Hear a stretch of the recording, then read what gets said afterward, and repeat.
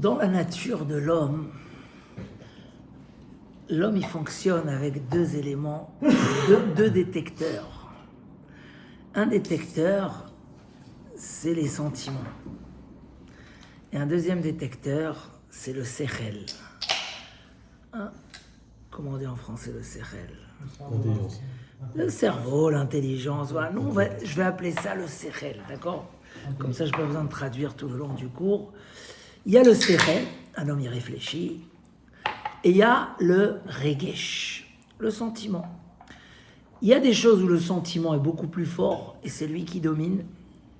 Et il y a des choses où c'est la logique qui domine. Ce Shabbat, je sors avec 10 invités pour aller à la maison, 10 bachurim, la yeshiva. Et à un moment, je me rappelle qu'il y a mon fils qui est à la synagogue. Je leur ai dit, alors ils m'ont dit, non, on l'a pas vu, il est parti avec son frère. Alors je dis, c'est vrai, en principe, il me guette, il va jouer un peu. Il va jouer un petit peu. Bon, je dis, il dit, oui, il est parti avec son grand frère, parce qu'on a vu son grand frère partir. J'ai pas insisté plus que ça, je suis rentré à la maison. On arrive à la maison, le petit, il n'est pas là. Il est resté à la synagogue. Et la synagogue, elle n'est pas à 5 minutes, elle est à une demi-heure de marche. Qu'est-ce qu'on fait? Et je me suis reproché, j'ai dit, j'aurais dû quand même aller vérifier. Je crois que si c'était sa mère, jamais une mère, elle va laisser un minimum de doute de savoir que peut-être son fils, il est resté à la synagogue. Pourquoi? La dernière fois aussi, il y a quelqu'un qui est rentré à la maison, il a laissé son fils, on a dû lui envoyer avec quelqu'un. Mais pourquoi? Parce que la femme, elle va gérer plus avec le ressenti des choses. Donc dans le ressenti, il y a des détections. Des fois, par exemple, on est en voiture, on va faire un frein sec, et des fois, c'est même pas nous, il n'a pas été réfléchi. Mais il y a comme ça, le sentiment, il a agi, il y a eu un sentiment, et automatiquement, ça a fait un réflexe. Donc il y a des endroits où, comme ça, où la logique, elle est plus forte. Il y a des endroits où le regesh, il est plus fort.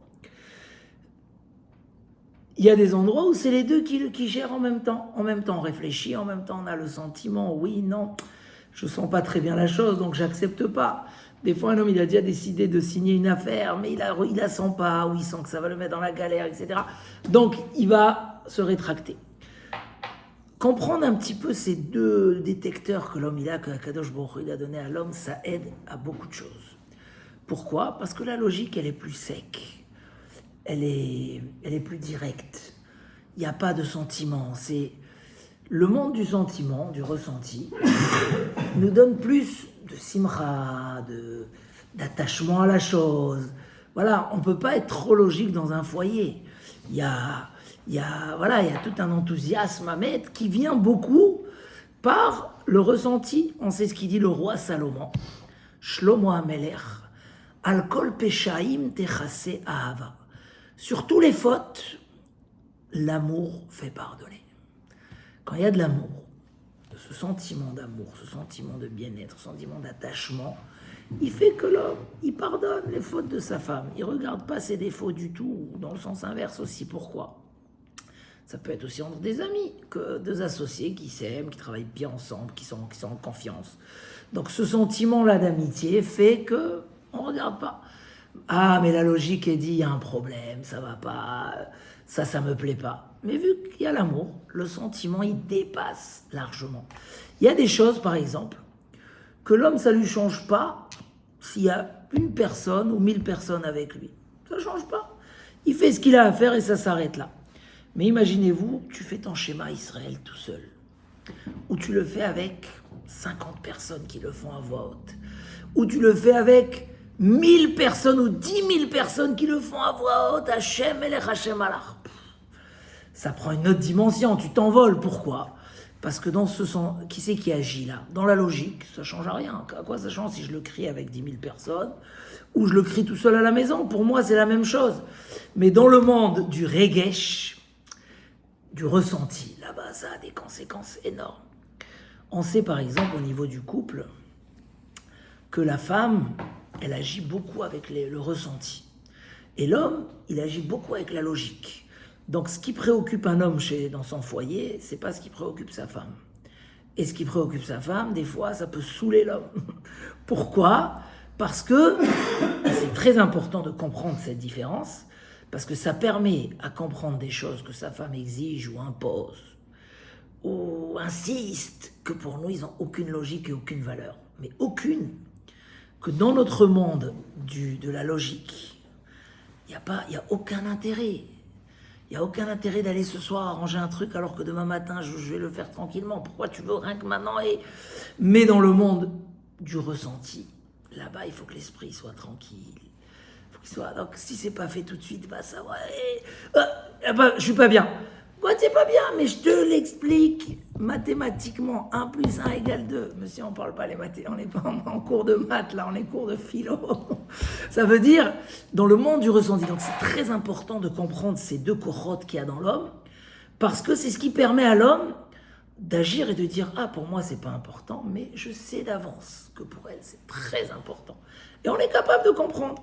Regardez, quand on va à un mariage, l'homme, il arrive, il prend le premier costume qui lui vient à la main, il marche, shalom à Israël. Une femme, il faut toujours prévoir 20 minutes après les préparations. C'est comme ça, 20 minutes d'office. Parce qu'il y a... Même pas ça, elles ont le temps. Pourquoi ? Parce qu'elle va sortir de chez elle, rien que quand elle est convaincue qu'elle est dans la silhouette et dans le sentiment, quand on va la voir comme elle a envie qu'on la voit. Donc automatiquement, on peut descendre, arriver dans la voiture. Finalement, je veux pas des talons, je préfère une petite. Pourquoi ? Tu dis, mais ça va pas, on va pas remonter maintenant, on est déjà 20 minutes en retard. Ça dépasse tout, parce que dans le monde du sentiment, ça prend une place beaucoup plus large et beaucoup plus loin. La même chose, le sujet de l'habitude. Un homme, la routine, tue les sentiments. Quand on s'habitue à quelque chose trop, ça tue les sentiments. Et dans la logique, c'est la même chose. Pourquoi j'étais excité, ça fait 3 ans, et aujourd'hui je ne suis plus excité. Qu'est-ce qui se passe ? Des fois c'est inquiétant. Un homme il commence à y remettre en question des choses. Non, parce que dans le monde de la logique, c'est la même chose. Mais aujourd'hui, ce qu'il te faut, c'est de la joie, c'est du sentiment. Et tu l'as pas. Donc, plutôt que de travailler maintenant à des logiques, etc., on remet. Pour ça, il dit Rav Dessler, quand quelqu'un il sent qu'il aime plus l'autre, comment il va faire pour l'aimer davantage ? Il faut lui donner. Tu donnes à quelqu'un, tu l'aimes. Donner crée de l'amour. Parce que donner, ça veut dire... Donc plutôt de dire, pour que je l'aime plus, il faut qu'elle me donne un cadeau, ou qu'elle me fasse un truc. Non, c'est toi qui dois faire. Quand tu donnes, dans le monde du ressenti, tu ressens la personne. Oui, j'ai dépensé pour elle. Oui, j'ai fait un effort pour elle. Automatiquement, ça rappelle à tes sentiments que tu n'es pas seul, que tu as quelqu'un et que tu es prêt à donner pour lui, qui fait partie de toi-même. Automatiquement, ça refait monter la simcha. Et sur beaucoup de choses, c'est la même chose. C'est marqué qu'il faut s'arrêter avant d'arriver au Beth Knesset. Il faut s'arrêter, il faut dire... C'est intéressant, le passo qu'il faut dire, c'est « Vani berov rasdecha avo betera » je viendrai chez toi à la maison, je me promène. « Bebet Elokim ne'aler beragesh » Quand on va dans la maison d'Hachem, il faut aller avec un regesh, un sentiment de Gdusha. Un homme qui arrive, qui fait la même tfila, etc., c'est la même, mais elle n'a pas le même kiff. Avant, je kiffais. Pourquoi je kiffe pas aujourd'hui ? Il y a même un grand ridouche comme ça de Rav Volbe.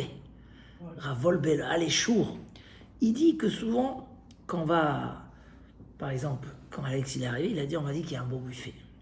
Le fait qu'on est dit, quand un homme il s'attend à quelque chose, alors ça crée beaucoup plus de plaisir dans la chose. Parce que l'attente, elle crée un enthousiasme. Si demain je te dis, tu sais, viens au cours demain, j'ai amené un vin, machou. Ce vin-là, tu vas le goûter, même s'il n'est pas bon. Il va passer, tu vois. Pourquoi ? Parce que chez l'homme, dans l'imagination qui se met sur la chose, ça crée un plaisir énorme. Il dira, Volbe, pourquoi, quand on va étudier ou quand on va prier, on ne fait pas le même travail ? Pourquoi on ne se dit pas avant, demain j'ai envie de parler à Hachem dans la tfila, j'ai envie de passer un moment, je vais étudier 1 heure de Gemara, quel kiff, Torah Hachem. Le fait qu'on ne fait pas cette préparation, ça fait que quand on arrive, des fois c'est un peu sec, parce que tu n'as pas l'imagination dans l'homme.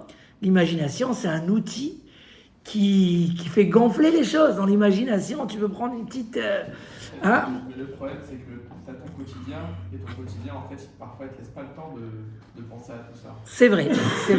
Il y a aussi la routine, l'habitude, comme on disait, que la routine et l'habitude, ça tue les sentiments même des plus belles choses. Donc, c'est quoi la solution ? À partir du moment où je comprends ça, j'essaye de retravailler le regesh et automatiquement ça redonne de l'enthousiasme, c'est très important. Et là je viens au chidouche du Pachad Yitzhak sur Kabbalat Torah, quelque chose d'extraordinaire qui va être aussi au niveau spirituel. Pourquoi des fois les gens y régressent? Ils ont perdu le goût. Ils ont perdu le goût des choses. Et avant j'aimais aller à la prière, maintenant ça me dit plus rien, etc. En fait c'est eux les seuls responsables. Parce que dans chaque chose, c'est comme ça, on perd le regesh, sauf qu'au travail, même si tu n'aimes plus aller, tu es obligé d'aller, donc tu vas quand même par obligation. Alors qu'à la synagogue, si tu n'as pas travaillé pour avoir le sentiment, le kiff, c'est un vrai kiff, tu passes, tu écoutes la Torah, tu pries Hachem, après tu rencontres aussi tes amis, et le kiddush et le Dvar Torah et tout ça. Tu peux faire de ça un moment. Des fois, je sors de la synagogue Shabbat. Je suis épuisé parce que j'ai marché, parce que j'ai parlé pendant 1 heure, 2 heures. Et des fois, je sors avec un sentiment de satisfaction. Je me dis, mais ça vaut des millions, ça vaut tout l'or du monde. Quel plaisir. Et tous les gens qui sont avec moi, je les vois, ils sortent bien alors que le Shabbat, il finit à 11 heures, etc. Mais quand on fait de ça, donc il faut faire des choses précieuses. Les enfants, avant de revenir au chidouche du Pachad Yitzhak, les enfants, des fois, ils nous saoulent. Ils sont mignons comme tout, mais des fois ils prennent la tête et des fois ils sont malades. On continue, j'ai relu l'histoire cette fois-ci avec les vraies références de Rav Isaac Shar. Rav Isaac Shar, c'était un grand mashgiach en Eretz Israël, qu'il a rencontré Rav Shvadron, qui prend son fils chez le médecin. Il lui dit, où tu vas? Il dit, je vais chez le médecin. Il dit, non, dis-moi, je veux que tu me réponds autrement. Je sais pas, j'amène mon fils chez le... Il dit, mais non, je m'occupe de mon fils. Il dit, non. Il dit, ça même les animaux, ils s'occupent de leurs enfants. Il y a des animaux qui s'occupent de leurs enfants. On n'est pas des animaux, nous. Il dit, je suis en train de faire grandir un enfant qui va être des générations. Je fais une mitzvah. Je m'occupe d'un homme. Il voulait que son élève lui réponde et qu'il est... Sinon, oh là là, encore une fois, chez le médecin. C'est-à-dire, qu'est-ce qui peut faciliter? C'est qu'on réalise le bonheur qu'on a. Le bonheur qu'on a quand tu vois quelqu'un qui n'a pas d'enfant, comment c'est dur. Et quand tu vois comment chaque enfant, c'est une pierre précieuse, c'est un diamant, c'est un monde entier. Mais des fois, on oublie, on est sur la logique. Et dans la logique, il aurait pu ne pas tomber malade. Pourquoi il est tombé malade? Qu'est-ce qui lui arrive? Et pourquoi ça me revient? Sinon, tu peux au contraire faire danser un sentiment. Bon, Hachem, je le mérite.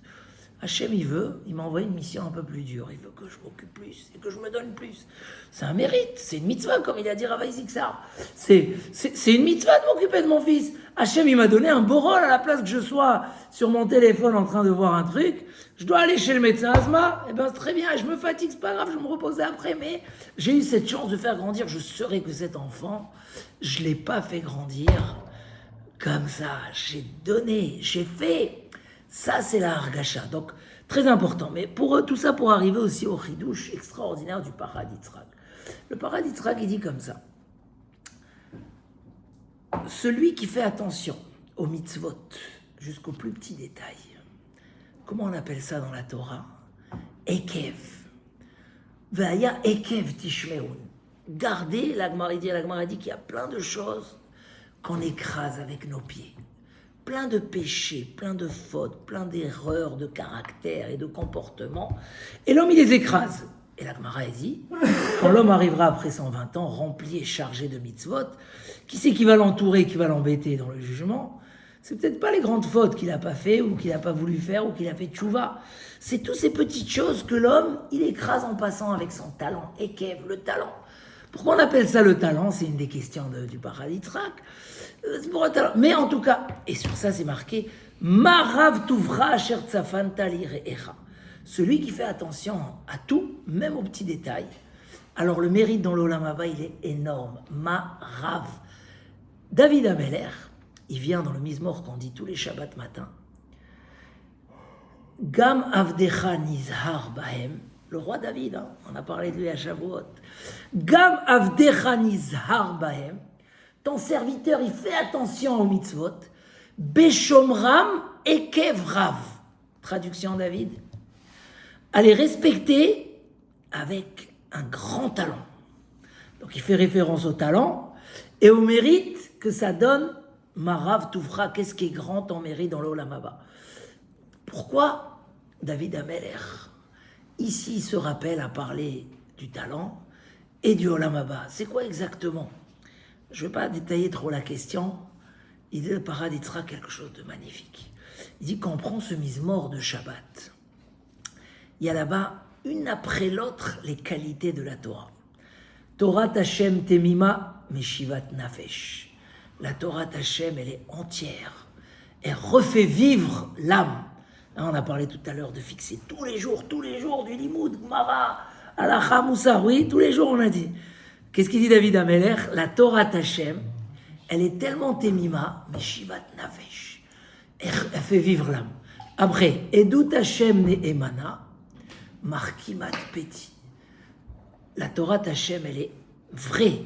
Elle assagit les imbéciles. Si tu dis la Torah, tu deviens sage. Ça donne une chokhma extraordinaire. Ne l'étudie pas pour la sagesse, pour le business. Mais sache, la Torah, c'est la sagesse divine, c'est la plus grande sagesse qui existe. On continue. Pikoudé Hashem Yesharim, mais ça m'élève. Les ordres d'Hachem, ils sont droits. Ils réjouissent le cœur. C'est-à-dire, pas rien que ça refait vivre, pas rien que ça réjouit le cœur. Tu étudies, c'est vrai, on n'a pas le droit d'étudier à Tisha B'Av. Vous savez pourquoi on n'a pas le droit d'étudier à Tisha B'Av? Un homme, il n'a rien à faire à Tisha B'Av, assourd de travailler. Il veut s'asseoir, étudier de la Gemara, assourd. Pourquoi? Mais ça m'élève. Ça réjouit le cœur. Assourd de se réjouir à Tisha B'Av. Un endeuillé n'a pas le droit d'étudier. Pourquoi? Mais ça m'élève. La Torah, elle réjouit le cœur. C'est pas une joie extérieure. Tu sors d'une heure de Gemara, hein? Que ce qui concerne, mais tu peux pas faire une étude qui va t'amener à cette simcha. Picoudage. Bon. À la fin, David Ameler, il dit comme ça, il rajoute encore deux choses. Comment c'est marqué? Alors le début du pasouk, 2 minutes, il dit ils sont plus précieux que des pierres précieuses et plus douces que des grandes saveurs. Umtukim mitvash venofet sufim. Les paroles de la Torah, ils sont plus douces que du miel, des grandes saveurs. Pour ça, on a mangé à Shavuot, on a mangé du lait, du miel, pour montrer que la Torah, elle est douce et elle est bonne comme le lait, le miel. Et elle est plus précieuse, mipninim, parce que j'inverse avec le passo qui est karaï mipninim qu'on a appris ce matin. Plus que les pierres précieuses. Plus précieuse que les pierres précieuses et plus doux que les machins. Et là, il dit, je fais attention. Il dit le Pachaditzra quelque chose de magnifique. Tous les premiers psukim, ils parlent de la logique de la Torah, du sechel. Comprends que la Torah, c'est intelligent, ça réjouit, ça assagit, ça, etc. Tout. Mais ça fait pas encore que je fais attention aux petits détails. Pourquoi? Parce que Dieu nous a donné le sechel pour dominer le corps, pour dominer les pulsions, pour dominer les caractères. Hein, c'est marqué à la création du monde, Hachem, il a donné à l'esprit que l'homme, par sa décision, il peut se contrôler, Nahon. Mais quand c'est forcé, quand c'est un contrôle de logique, il y a des fuites. Il y a des choses, des zones qui sont un peu trop éloignées, que l'homme ne fait pas attention. Et donc, quand je suis encore dans la Torah, dans le stade que de Sechel, je ne suis pas sûr encore que je ne fais pas des petites erreurs, beaucoup. Que Shabbat, je ne fais pas attention, j'ai oublié, j'ai levé le stylo, là j'ai machin. Pourquoi? Parce que quand un homme, il gère son service d'Hachem, ses mitzvot, sa Torah, ce qu'il a envie de faire dans la vie, quand il le gère avec de la logique, c'est limité, c'est limité. Hein, c'est comme celui qui amène le bouquet de fleurs à sa femme le lendemain de l'anniversaire. Il amène le bouquet de fleurs, mais le scandale qu'il a eu. Pourquoi? Parce que ça montre que tu ne penses pas à moi.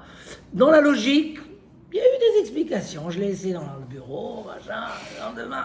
La logique, c'est bon. Mais dans la logique, il y a des erreurs qui peuvent se faire.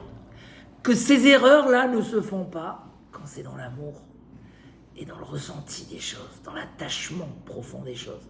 David Ameler, il dit, mais tu sais que pour moi, la Torah, c'est pas qu'un ordre et une logique indispensable. C'est aussi, tout simplement, quelque chose que j'aime.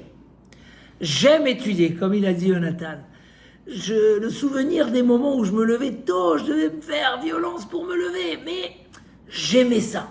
Celui qui arrive à faire la Torah avec amour, comme, c'est fou, jusqu'à les comparer à du miel et des grandes saveurs, tu compares pas la Torah, des choses comme ça. Mais l'homme, dans sa faiblesse, s'il n'a pas ça dans l'amour naturel, alors il y a des endroits où il va pas, il se lève à la tefila, mais un jour il est fatigué, alors il va pas se lever, l'autre jour il a ça, il va pas partir. Et au fur et à mesure, la logique, elle a ses limites, le contrôle que le sechel peut avoir sur le corps. Si on arrive à pousser que pareil que la Torah, c'est quelque chose d'indispensable dans notre esprit, de vrai, de droit, de joyeux, mais c'est aussi quelque chose de bon. Et c'est tellement vrai ce que nous dit le roi David. Le roi David, il dit comme ça, dans Tehilim, Chishavti drachai ve'ashiva raglai aledotecha. Je me lève le matin, je réfléchis à mes chemins. Il avait 10 chemins à aller où? Un roi, il a les bureaux, il a l'Assemblée nationale, il a le palais royal, il a... Entre-temps que je réfléchis, mes pieds allaient tout seuls à la synagogue, au Beth Midrash. Pourquoi? Parce que tellement c'est la chose que j'aimais le plus que tout. Et il le dit dans les autres versets. Achat timet Hashem. Il y a une chose que je demande à Dieu. Shivti bevet Hashem, qui me donne la chance de pouvoir m'asseoir dans la maison d'Hashem.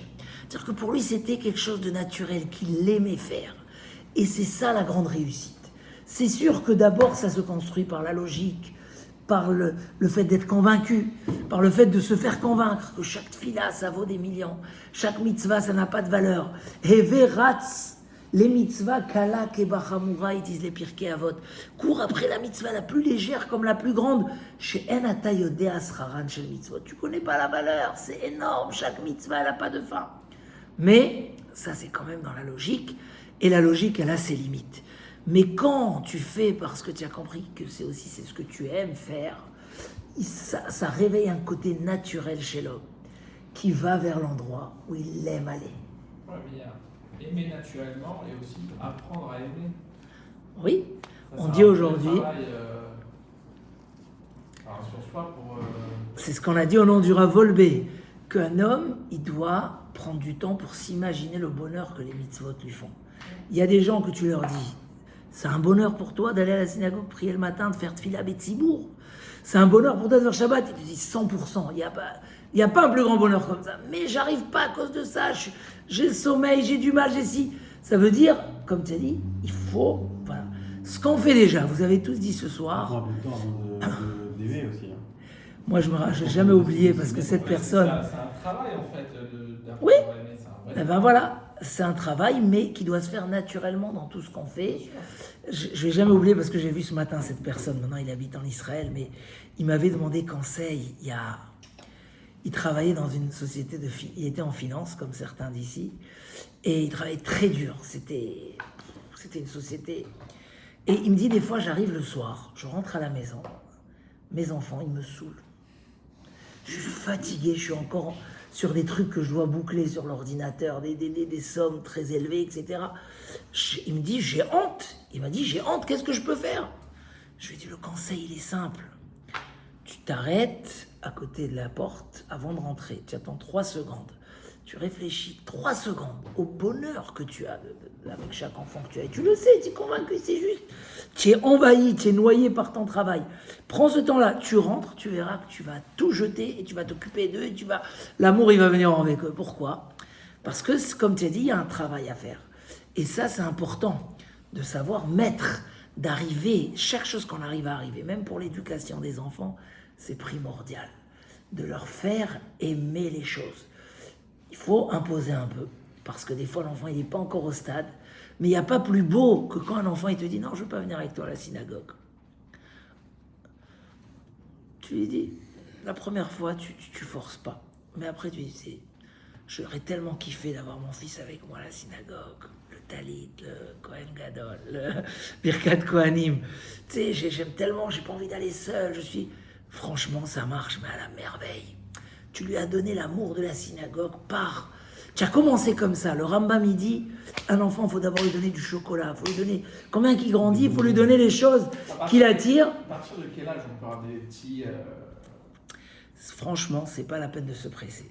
Ça sert à rien. Ouais, Mais faut pas rater le bon âge. C'est-à-dire que quoi le bon dès le bon âge, c'est chaque enfant selon sa maturité, mais dès qu'il commence à aimer sortir, à aimer aller dans des endroits, etc., faut le faire goûter au fur et à mesure. Parce que si on attend trop tard, après, il a plus envie d'aller. Ouais, mais parce que. Mon fils, je l'avais à même pas 3 ans. Ouais, mais une fois qu'il est arrivé dans la synagogue, enfin, j'ai amené le petit, moi, il n'a pas encore 3 ans, il a 2 ans et demi. Mais au bout d'une demi-heure. C'est trop tôt, c'est trop tôt. C'est trop Non, tôt. il faut attendre. Franchement, on peut attendre, faut pas se presser, ça sert à rien. Parce Non, que mais commence par la Mintra, mec, ça dure une demi-heure. Ouais. après, on l'amène pour voir quelque chose. Mais ça n'a pas d'utilité dans l'éducation elle-même. Et surtout qu'il soit... Voilà. Il me réclame. Ça dérange pas. C'est des bonbons.